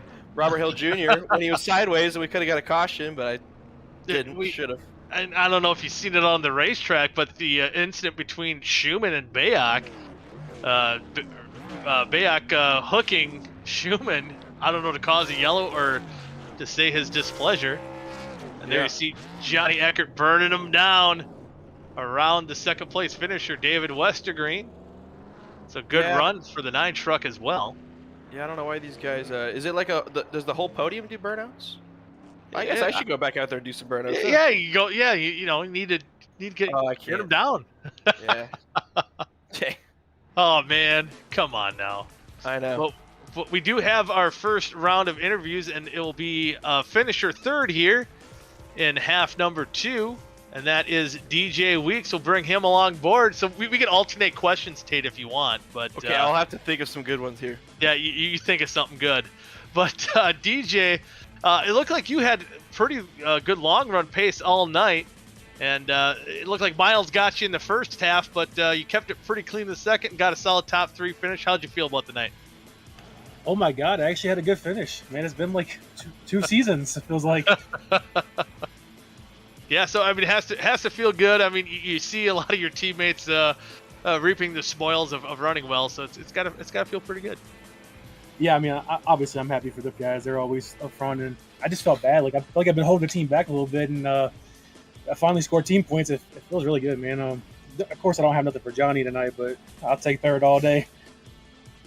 Yeah, I gotta take it. Hey, were you thinking you were be able to hold off D West there, or were you gonna give it to him regardless, or did you just get too tight there out of 4 and just couldn't really not enough tire left to hold him off? Because I was thinking with how hard it was to pass and how tight these trucks were that you might be able to hold them off for a few more laps. Yeah, 2 things were going through my mind. I undercut a little bit to cover the 92 and the rest of the field, and then I need a good points night. So I didn't want to race really hard because if he puts me in the wall, I lose a good finish, and I'm even going the hole. So I was thinking points all the way, and I'm good for D West. He needed a good run after the first race, so he's a little mad right now. So I definitely didn't want to aggravate him anymore. Yeah, I was in Discord with him. I was about as mad as I've seen him in a while. But solid P3 there, little podium finish in race 2. Yeah, it was awesome job, DJ. And with that, any shout-outs after that podium finish? Yeah, obviously my teammates at Outlaw, Johnny and Dylan, they've been carrying the flag, and Robert does pretty good some places, and then he scares me in other places, but he's a great teammate. Thanks for OSCA and Vic and Dallas. They do a good job putting this thing going, and thanks for you guys broadcasting. It's fun to talk to you guys again. Heck yeah, and hopefully maybe that momentum string will start going in that way for you, and we'll see you more up here. But next week, Coca-Cola Speedway, iRacing Speedway. what do you think? What do you think your shots are from getting back up here talking to us? I mean, is there a graveyard nearby? Because I think that's where we're all going to end up. Yeah, that very well could happen. But congratulations on the good run tonight, and I guess best of luck to you, and I guess every other truck that goes out there next week at iRacing Speedway. All right, thanks, buddy. Yep, you bet. It's DJ Weeks bringing it home in the third position. Next up, we'll bring up the man. You might be animated here, Tate, so this could be a fun interview, but hey, he's still got a second place finish and led the first about 24 laps of the second half. So, I mean, David, I'm sure half number one, that didn't go your way whatsoever, but I'm assuming not too many bad complaints out of half number two. No bad complaints whatsoever. I'm sure you guys were watching the battle there for a second. I thought it was really good. I showed everybody at home how to complete a pass on the bottom, nice and patient without wrecking somebody. I thought that was pretty clear. It's a lost art these days. I know. DJ was good. He and I were battling for that podium spot. We were both the second 2 and 3 fastest there in that second race after all the incidents. But it was really nice to be able to finally get some track position and run up front. And I'm really proud of my sad racing team. I feel like it was a really productive night overall, even though that first half, just getting wiped out by somebody on lap 2. It is what it is. Yeah, it is what it is. I mean, at least I guess you got that pole for the second half, and like I said, got you in good position. But even the speed you showed all night, you were, I believe, top 5 in practice, qualified second for the first half. So the speed that you showed tonight, that had to feel pretty good. Yeah, it did. I knew where we were supposed to be. It's I got the wall there on lap 1. Just the top was not the place to restart, and didn't know how it was going to drive up there, so I cooked it a little too much beans into one there, and I bounced off the wall. It didn't hurt it too much, but I was trying to take it more gingerly after that, and I didn't get a good restart. There was, I watched the replay back, a lot of space behind the guy, and just drove it in and dumped me for no reason. Plenty of time. I was just trying to save my tires in 5th spot, so. So D West, I was in the Discord with you, so I'm gonna have a little bit of insider info. Uh-oh. But is there gonna be some repercussions for that 38 truck? I mean, I know he completely dumped you and he didn't seem real sorry. Are you gonna? I mean, next week's iRacing Speedway, so if you do get him back next week, make sure it's a good one because we'll be going pretty fast. So what are your thoughts? We'll be there? judging. Yeah, we'll be judging the flip after you retaliate. I will not be at iRacing Super Speedway next week. I'm taking Gina on a little vacation. So we needed good runs tonight, so that's why I was really upset about the first one. But, I mean, I would just say scoreboard here. We finished second. We led laps. We were way faster than him. He finished 14th. I finished 14th. He finished, 8th? I finished second. Scoreboard. That's all I have to say. Yeah, there you go. Sometimes that's all you need to say. Yeah. I was gonna say I didn't realize. Yeah, we're talking. I'm in an interview with two guys that the guys in the bottom. The past couple of days, you guys had the rough outs on that one. Yeah, I've been involved in a lot of crap. Got wrecked yesterday. Did I get wrecked Monday? I'm pretty sure I did. I get wrecked every race. It seems like, and it's really frustrating. And this to finally have a race that I don't get wrecked and led laps, put together speed, and I get beat by one of the best guys in iRacing. I mean, congrats to Johnny. It's the only way I want to lose a race is to a guy who's that clean and that good. And I got work to do. I got a little bit better to get because I know I can do it. But this is my best finish since Talladega last year. So yeah, got to take it. One thing I was kind of pointing out, Dewar was probably the first guy to pit in that second half. Kind of short pitting, and it was kind of at that point where, was it a little bit too early? It did get him a lead for a little bit, but between the race between you and Johnny, do you think there was anything different? Maybe short pitting, maybe a little earlier. Was there something differently you could have done? Maybe come down pit road and get that track position and maybe hold him off? He would have blown right by me in 5 laps if I had gone short pit. I was trying to stretch it as long as I could. I went when DJ came because I wanted to at least lock up second. Came off pit road right into traffic and got stuck right behind Vincent. So he didn't do anything wrong. He's running the lead lap and stuff, but I fresh tires just couldn't take advantage of him, and DJ got by me, which was the battle there. But Sometimes I feel like you I finished throw right it as in there. Yeah. Gotta throw it in there, D West. I was watching. I was like, oh, you gotta just throw it in there. Throw it in there. Tate, I didn't want a repeat of lap 5, but where I was on the other side. I wanted to race where I was nice and clean, put that together, and look where it put us in second spot. So Yep. Yeah, you definitely proved me wrong there. But I was like, come on, D West, you gotta throw it in there. Yeah, Down to the bottom in 3 and 4, but it definitely paid dividends for you. So. yeah, Johnny was just a little better there, and I knew it was coming when I saw him in my mirror. I was like, oh no. And the problem with Here we Johnny is go. he's good everywhere. So He's Yeah. super good everywhere. So, like I said, I'd rather be beat by nobody. But with Fody missing, an extra spot in the chase opens up. Hopefully, missing next week doesn't hurt me too bad, and I can sneak my way in and make a run for the championship. I like it. But with that, any final thanks that you want to throw out there? Yeah, I want to thank my sad and fat racing teammates, Tate obviously, and Adam Schumann tonight. He also got wrecked. So got some issues in the camp. Johnny got sucked up in everything tonight. I feel horrible for him, but those guys always make it a good fun time in Discord. Thank the Outlaw guys, Racing McLean, DJ and Johnny both, and then 100% Adam's mom. She's battling breast cancer, so that's why we got pink on the truck every single race in October here, and I'm probably just going to run it the rest of the season, honestly. Thinking about her and kind of wanted to get an interview so I could talk about it. I know Johnny got in it in one of his wins on Friday nights, but I wanted to get it in as well. And so thinking about her, and we're actually going to go hang out on Saturday, watch some football. So Good deal. thinking about Adam, Yeah. and it's going to be good. Awesome. Yeah, that's kind of cool to race in honor of her and her battle with cancer. But I It's guess good we won't- news. It's good outlook. She's having surgery. That's good, right? Okay, it's She's having good, yeah. surgery, so positive. okay. We're thinking positive. Positive. That's awesome. Awesome. Love it. I love it. But with that, we won't see it at iRacing Speedway, but hopefully you'll come back at Homestead in a couple weeks, and we'll get to talk to you again. I'll be in the broadcast chatter or something on YouTube. We'll see if I can't say hi in there.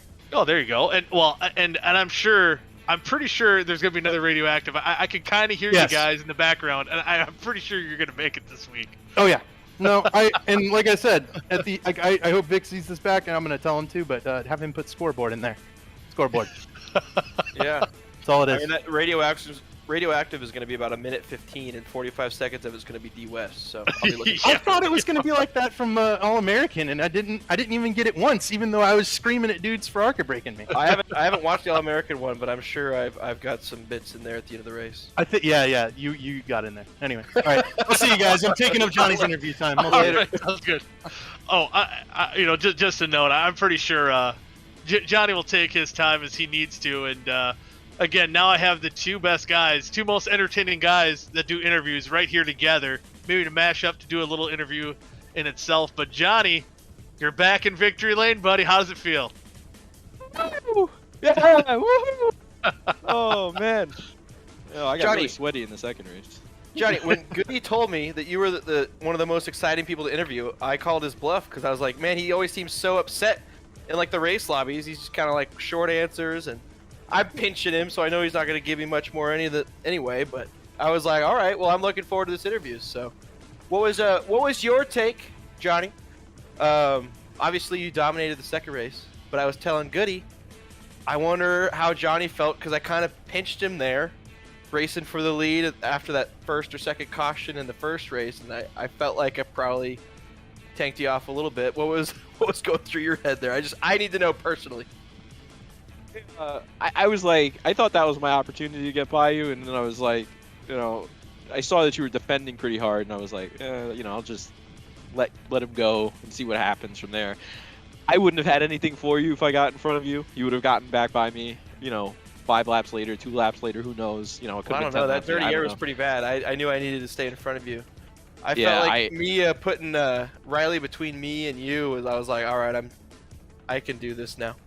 I made a lot of mistakes in the first race. It was just, I don't know. I didn't focus on what I was doing enough early on in race 1. For whatever reason, I don't know, maybe I was just driving a little over aggressive, trying to, I don't know. I don't exactly know, but by the time we got to approach the pit stop in race 1, my tires were gone, and I knew that I was in trouble. So I had to, I went long hoping for a caution, because that would be pretty much my only chance going for the dub. Didn't have it, but I took whatever I did wrong in the first race and made sure I didn't replicate it in race 2, and thankfully it worked out in my favor. That's for sure. So yeah, I mean, you killed him. Go ahead, Goody. Yeah, killed him, and yeah, you came all the way back. You started third. So you started up front in half number 1, but in the second half, you worked your way up through the field quicker than a lot of the guys that started the back. Tate was one of them, although a little bit of issue on the restart there. But yeah, I mean, it seemed like maybe was it just a little bit more saving, a little bit more tires, and just getting yourself in that position, just kind of settling yourself down a little bit. I mean, for some reason, I knew that there's a line that you have to run, and there's a certain way to approach the track.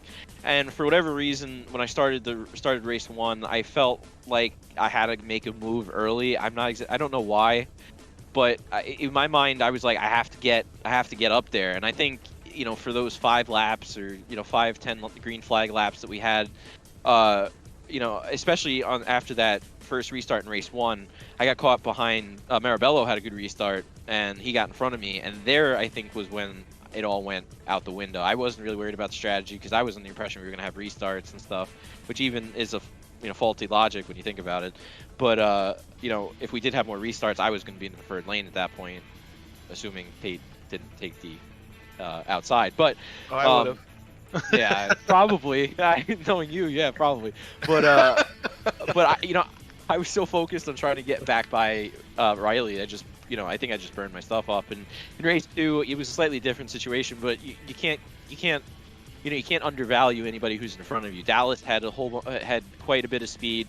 The US had pace, but they got caught in incidents in race 1. So that's the good thing for race 2, is that when you have that invert and some people that have incidents or whatever and position themselves properly after early wrecks or early incidents in race 1, that they have the opportunity to not be in that same situation in race 2, which you have to take what they do and not undervalue it, because if you do, all of a sudden you're going to get complacent, make mistakes, and then you're never going to have a chance. So D West had pace, Dallas had pace. There were quite a few guys up there that had pace, and it was just about managing my stuff and making sure I didn't do what I did wrong in race 1 again.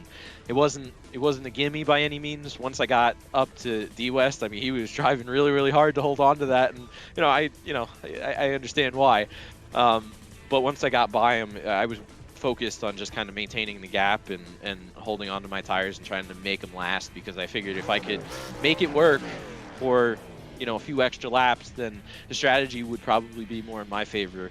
And it seemed like it worked out that way. I was kind of surprised when I came out of the pits and I was only behind like 4 people, and at that point it was just like, all right, put down good laps, and I think I put my fastest lap right after the pit stop, so I was really on it, and I was really prepared for the occasion. Yeah, you were on it indeed. I don't think anyone was beating you in that second half for sure. But the one hard thing I got to tell you, I mean, it's your teammate, but Dylan Gooden, you had a first and a fourth here tonight. I believe he had a second and a fifth, so he's making your defending your title a little difficult here. Yeah, I mean, I am thrilled for him, because he's been in positions last season. He missed early races, and it cost him opportunities. Like he was on the back foot the whole season, so trying to get back into that position, like he felt like he had to get aggressive and he had to push the issue more. Now he's playing more in his comfort zone and showing his speed every week and showing his consistency, and now he's a pain in the butt to race against in the points. So I mean, I'm happy for him. For myself, it might, personally, it might be rough, but I think this is the first race this season that Dylan didn't score points for the team, which tells you exactly how incredible his season's been. So, he's continuing to do incredible things. I think he's got top 10s in every race to start off the season, which is just mind-boggling. I mean, he won at Talladega. I mean, it tells you everything. Talladega's crapshoot to begin with. So, yeah, I mean, it's not going to be easy to go the way. I think we have a chase playoff format, and I think that, I think my benefit then is, picking up a couple wins here and there is, those bonus points might come in handy. But it's about consistency. And if I have one incident and Dylan's able to continue a streak like this in the playoffs, it's it doesn't matter. It's going to be all on him. So it'll be all him. So it's incredible to see, because he might not be the outright fastest every week, but he's always in position and he's always there, and it's just it's tough to race against, that's for sure, points wise at least. But I'm thrilled he's on my team. I feel like wherever we're running, he's running 3rd to 5th. It doesn't matter. He's going to finish 3rd to 5th. May not have the best outright speed, but he is going to be the most consistent one. And if you have any issues, he's gonna gain 10 points on you. So it's definitely, he's one of those guys, kind of like, I mean, Johnny Thomas didn't really show it tonight, but Johnny Thomas is normally one of those guys too. May not come with the most outright speed, but he is going to be consistent, and if you can't be consistent, he's going to throttle you. So he kind of seems like one of those guys too. Yeah, that's absolutely it. And Dylan pointed out to me right before the race started exactly which races were the ones where I lost the most points, and like he's on top of the situation, so he knows what's going on. And I was like, yeah, well, you're right. Yeah, I mean, you got me there, whatever. And yeah, so it's good for him. I'm really happy for him, but I mean, he's a great guy too. Like he's just fun to be around. He's always so positive, and I mean, in race 1, he was just keeping me focused. After I had burned my tires up, Dylan was like, "Listen, just let them do their thing. Just try not to force the issue too much, and run your own race." I mean, he didn't need to do that. I'm a title contender, but first and foremost in his mind, we're teammates, and I can't undermine that, and I can't appreciate him, and I can't appreciate that part of him enough, because he's a great team player still. Great team player indeed, and even it has to be a good night for all your teammates. You got DJ Weeks finally getting that, maybe getting a little bit of that mojo back, getting that 3rd place finish. Interviewed him earlier, but so yeah, you got to be pretty proud of your teammates here tonight. Yeah, absolutely. I mean, DJ he's been down big time. He's been struggling. He's been getting caught up in stuff, and it's just not of his own doing, and it's just it's tough to watch it happen, because that he's got the pace and he's got the mentality to be in the right position when it counts. It's just trying to put it all together, and tonight he really put 2 good races together. I don't remember where he finished in race 1, but I know he was a contender, and he likes this place, and it fits to his driving style, and he did a great job with that. Robert didn't have as good of a race, but he was once his accident, once he got into his accident in the 2nd race, he was just focused on trying to help in any way he possibly could too. So we got a good group of guys, and everybody's trying to get better. DJ, I think, is hopefully he'll finally find his stride in the next couple of races, now that he's got this, and he finally brought one home in a position that he should have.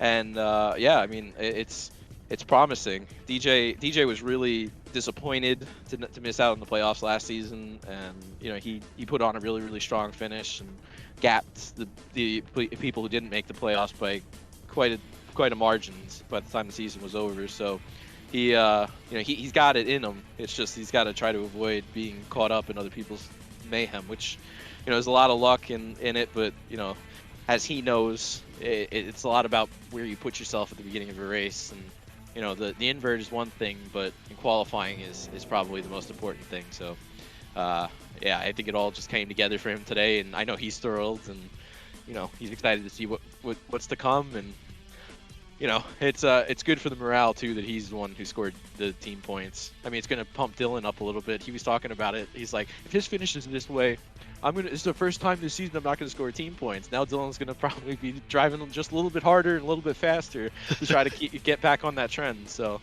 it's good inter team rivalry, inter team motivation stuff. But it's a this group is just fantastic. I can't say enough about how awesome everybody is, and it's awesome. Great time to be an outlaw, that's for sure. I got 2 quick questions for you, Johnny. I know you East Coasters need to get to bed and stuff. It's getting late, but first question: are you going to try and talk Johnny Thomas into letting you run OSCA? And second question: how are you guys feeling about tomorrow night? Because I am god awful at Nashville, and we have ourselves a little title fight on Friday nights right now. So give me just a little snippet of both. Are you going to race OSCA? You need to try and race OSCA. And how do you feel about tomorrow night? Well, we'll start with tomorrow night. Tomorrow night will be interesting. I bought the track Sunday, so Okay, good. I haven't Good. Okay. I haven't done a race there, but I've done enough practice. We'll say that. How's the car? How's the car? I've only done like 2 laps and it didn't go well. So It's uncomfortable. It is quite uncomfortable for a while, but once you get it settled, it'll. I mean, I It'll feel come like the in- ARCA it'll cars, come no matter in what, result. after 20 laps, they feel pretty good. I mean, it's But- going to be like the over 2.0. It's concrete, National Yeah. Super Speedway. There you go. Uh, But Terrible there. but- And you put too much ground on me last week, and it scares me a little bit. So I just need to get through tomorrow and try and be in first. And we'll see how it goes. But I'm looking forward to our title fight. Hopefully neither of us get too screwed out of it. And I'll let you finish the second question because this is the more important one. yeah, I'm right now planning. I know Johnny Thomas isn't too keen on losing me in the booth or in the race control, but I'm sorry, I'm still driving on track. DJ's doing laps. Yeah, I'm committed to being in the booth. I would love to drive it, but OSCA is a really tough league, and there's a lot of tough drivers. I mean, it's quite a few tough, of them run here. but Johnny, it's tough. But let's be real, you could compete. Oh, I know I could compete. I think I could do it, but I think it would be I know. fun to watch to at least start out. But I don't know. We'll see. And there's still quite a bit of time. I haven't been able to make it to any of the preseason practices yet. Me but, neither, me neither. We'll see. I ran some of the old Gen 6 Cup car, the Chevy SS, and I kind of saw how much fun that was, and Charlotte and Watkins Glen and stuff, just to get a feel, and it might be worth giving it a go. I don't know. We'll see. There's still quite a bit of time. I mean, the season starts next year, so There is a lot of time, but I've been thinking this last couple of weeks, racing. I feel like no matter what race it is that's not an elite, I'm like door-to-door with Johnny at some point during the race. And I'm like, why does this guy sit and watch us race on Monday nights instead of race with us? because So, see, I'm of the belief that when you have race control, you want to have someone who knows who's oh, part no, of it, who knows what they're doing. I understand, yeah. And you're a great one to do that, but I just, with the amount of talent you have, I don't know how you could just sit there and watch me run third when you could run third and I could run fourth. I was thinking to myself in race one. I even said it at one point in race one. I said, when I was right behind you, I think I said to Robert, I said, am I gonna be finishing? Oh, we went to the moon. He went to the moon. I said, am I gonna be racing tape for the rest of my life now? Is this what it's gonna come down to? Because I race. Right now I'm racing 3 days a week, Tuesday, Thursday, and Friday, league races, and 2 of those nights it's like I feel like I'm constantly behind you, and then the other night it's someone else. I'm just I feel like on son of a Friday nights gun. I'm always like, I'm just gonna try and save my tires and try and keep Johnny behind me. And it's like I can't do both of those things. So I always go like, I'll just try and save my tires and hopefully Johnny's just roasted his stuff. And by the time I feel like it's coming to me, there's a yellow and I'm like, damn, now I'm behind him. And I know it's gonna be hell to try and pass him. So, but I have fun with it. We haven't wrecked each other yet. I'm sure it'll happen at some point. Just know it's not on I hope purpose. not. Yeah, I hope But, I hope it doesn't happen, but I you mean, know. the amount of time we spend next to each other, though, at some point, I hope. Yeah, I mean, I hope it doesn't. And if it does happen, I hope it's in OSCA before the playoffs start. Yeah, I agree. I totally agree, top to bottom. If it's gonna have to happen, please let You it guys happen. Then. You guys are getting the buzzer. Carlos is giving you the buzzer. Oh To wrap man. it up. Wrap it up. Okay, all I right. told you, Carlos is in Florida, so it's like Yeah, 10:40. Dude, he's already he's like tucked in bed, like has his hand on the mouse to end this Yeah, stuff. sorry, but, Carlos. It's only 7:39 over here, so it doesn't feel quite so late. Yeah, but... good for you. I gotta wake up at the ass crack of dawn tomorrow at 4 I a.m. for me didn't to know go to Don work. had an ass crack. He sounds pretty cool though. But I appreciate you guys Wow, letting me that's a jump up concern. here. Johnny, always good racing you, and yeah, goody. Yeah, congrats on the win, race 1. Yeah, thanks. Yeah. You congrats on the race. Race number 2. Goody, I'll let you wrap it up real quick, and we'll head our separate ways. All right, sounds good. Well, before we let Johnny off, I got to make him say it one last time before he goes off.